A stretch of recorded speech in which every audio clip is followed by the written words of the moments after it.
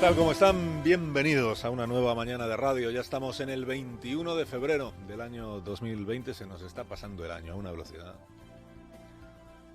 Fue el primer pasmo que provocó Pedro Sánchez, seguro que usted se acuerda, en esta nueva etapa de gobierno. El primer pasmo fue elegir para fiscal general del Estado a Dolores Delgado, cuando todavía ni siquiera había cesado como ministra, su ministra de Justicia.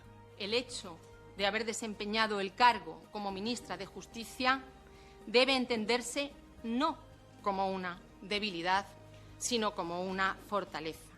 La fortaleza de la candidata Dolores Delgado, que ayer se examinó en el Congreso de los Diputados. Su fortaleza no proviene de su carrera como fiscal, que la tiene, de 30 años de ejercicio profesional, carrera muy sólida, carrera muy meritoria. Pero no proviene de ahí su fortaleza como candidata, proviene de su afinidad, de su relación, de su conexión política con el jefe que la hizo ministra, que es Pedro Sánchez. O sea, fiscales con carreras sólidas, capacitados para dirigir la Fiscalía General, hay unos cuantos. Empezando por María José Segarra, que es la fiscal general que lo ha sido en los últimos 2 años, a la que Sánchez se ha quitado en medio sin explicar por qué Segarra ha dejado de ser idónea para el cargo. ¿Qué es lo que hizo o dejó de hacer que no gustó? Lo único que diferencia a Dolores Delgado de los demás fiscales con méritos para ejercer este puesto es que los demás no han trabajado codo a codo con Pedro Sánchez 1 año y medio. Los demás no son soldados de la brigada Sánchez, y ella sí. Así la ve el presidente y por eso la ha escogido. Y ella misma seguro que es consciente de eso. Luego, cuando sea nombrada ya y empiece a ejercer, iremos viendo. Será todo lo independiente y todo lo autónoma que ella quiera ser. El gobierno, como todos los gobiernos con todos los fiscales generales que ha habido, intentará que no lo sea. Digo, fue el primer pasmo que causó el presidente elegir a Dolores Delgado en esta nueva etapa, y fue la primera prueba que dio Pedro Sánchez de que los tiene de hormigón armado. La primera prueba que le dio de eso a la oposición, en primer lugar, que por supuesto ya lo sabía él, le iba a tachar de depredador de las instituciones, saqueador, bandolero.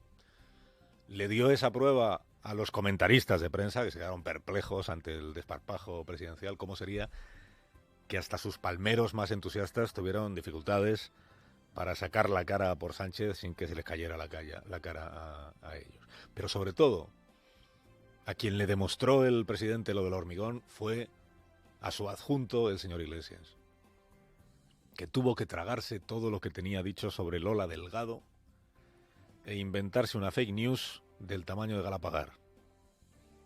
La mentira aquella de que Delgado había pedido disculpas por sentarse a comer con el comisario Cloaca Villarejo.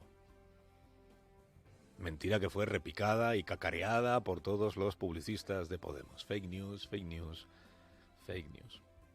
Claro que también pregonaba Pablo Iglesias cuando era solo Pablo, cuando era Jats Paul y no era vicepresidente, también predicaba que el ministro Grande Marlaska era un infiltrado de la derecha judicial en el gabinete de Pedro Sánchez. Sal del gobierno, Satanás. Y ahora pues ahí tienes a Iglesias compartiendo con el señor Marlaska Consejo de Ministros y política migratoria. Las vallas más altas y las devoluciones en caliente ahora también son responsabilidad de Pablo Iglesias, puesto que es el vicepresidente de ese gobierno. Habrá escuchado usted en estos últimos días que han tenido pelotera en la benéfica coalición progresista, que vela por el bienestar y la salud moral de todos los españoles. Que han tenido ahí tensiones internas, dicen las informaciones. Bueno, tampoco le dio usted más importancia que la que tiene. Las matrimoniadas entre la nave nodriza del gobierno, que es el PSOE, y la barquita morada, que es Podemos. Las peleitas dan bastante menos de sí que lo de Delsi en el aeropuerto de Barajas. O que el frenazo económico que se está produciendo ya en España, y para que el gobierno todavía no ha anunciado una sola medida de incentivo a la actividad. Dicen las crónicas que el gobierno ha superado las primeras tensiones entre sus socios. ¡Aleluya! España está salvada, las han superado. Hay una primera vez para todo. Tu primera cartera de ministro, tu primera ley, tu primera colonia, tu primera tarta de cumpleaños en el ministerio porque Irene merece mimos, en fin. En realidad lo que está pasando es que los ministros del PSOE ya se han dado cuenta de que los ministros de Podemos son expertos en el autobombo, que mueren por una reunión, una cámara de televisión o un proyecto de ley que poder pregonar con el pecho inflamado de progreso.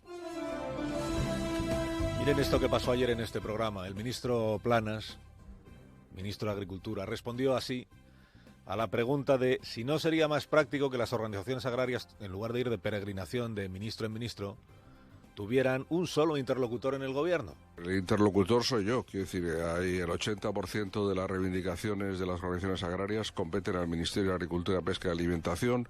Quiero decir, a todo el mundo le gusta conocer más gente y hablar con más gente, pero saben perfectamente que es mi obligación y mi deber y también mi placer el poder tratar con ellos, ¿no? Sí, a las organizaciones agrarias les gusta conocer gente, pero vamos, que con quien tienen que hablar es conmigo.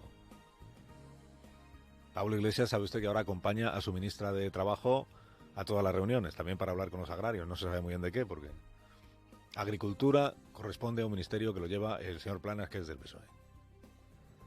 Igual que Justicia es quien se ocupa de diseñar el nuevo Código Penal, que quieren aprobar con el aliento de Oriol Junqueras, y por tanto el encargado de sacar adelante el nuevo Código Penal es el ministro Campo, el heredero de Dolores Delgado en ese ministerio, que a diferencia de Irene Montero es juez metido a político, que hombre algo sabe, ¿eh?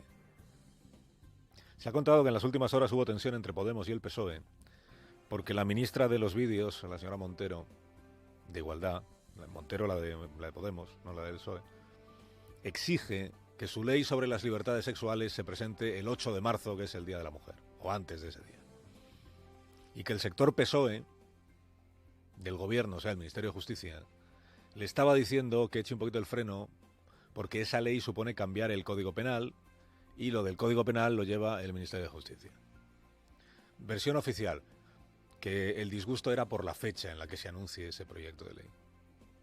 Tiene que ser el 8 de marzo, Día de la Mujer. Versión real, que la reforma del Código Penal es lo bastante seria como para no andar troceándola y colgándose medallas de ministerio en ministerio. Porque entonces ya no es un gobierno, es un sin Dios. Sobre esto, de la fecha del 8 de marzo y la aprobación de la ley que cambiará la tipificación de los delitos sexuales, mire, lo más lógico lo ha dicho una señora que es de Podemos, que es la señora Rosell, que es juez, y ahora metida a político, es secretaria de Estado e inspiradora de esta reforma legal. ¿Qué ha dicho ella? Pues que lo importante es lo que diga la reforma, no la fecha en la que se presente. Pero no me parece que lo esencial sea que coincida con esa fecha. Ojalá podamos celebrar ese día, pero creo que lo importante es que salga adelante porque va a ser una buena ley, buenísima ley y una buenísima noticia para la democracia. Bueno, esta última parte pues es la salmodia gubernamental habitual, ¿no? Todo lo que hacen pues es buenísimo, es un hito para la democracia, para los derechos humanos y el bienestar del pueblo y todo lo demás. Va a haber una reforma del Código Penal que afectará a más cosas, además de la tipificación de los delitos contra la libertad sexual. Que bien está, si el gobierno entiende que hay que modificarlos, pues que lleve la propuesta correspondiente al Parlamento, que es quien legisla en definitiva. También el ministro catalá inició una revisión de estos delitos que no llegó a consumarse, después de lo de la manada y todo aquello. No llegó a consumarse esa reforma porque llegó la moción de censura y se acabó el gobierno con el señor Catalá y con todo lo que tenía Rajoy allí a su vera. Si además el gobierno de ahora se aplica la prédica esta que tantas veces nos coloca, de que lo importante es el consenso, entonces intentará sacar adelante la reforma del Código Penal con el mayor de los consensos posibles, o sea, no solo entre el PSOE y Podemos y el tercer miembro del gobierno, que es Esquerra, sino también con la oposición parlamentaria, que después de todo representa 10 millones de ciudadanos. Y con un poco de suerte esta vez el gobierno dirá la verdad y se abstendrá de confundir a la opinión pública, como ha hecho con lo del despido. Se abstendrá de decir que está derogando los malvados artículos sobre la libertad sexual que aprobó el Partido Popular, porque recordamos una vez más que este capítulo del Código Penal en vigor, los delitos contra la libertad sexual, la discriminación entre el abuso sexual y la agresión, los elementos que la diferencian, todo aquello, fue obra del gobierno de izquierdas de 1995. El Código Belloc. Así que ahora el PSOE se va a contrarreformar a sí mismo. Carlos Alsina, en Onda Cero.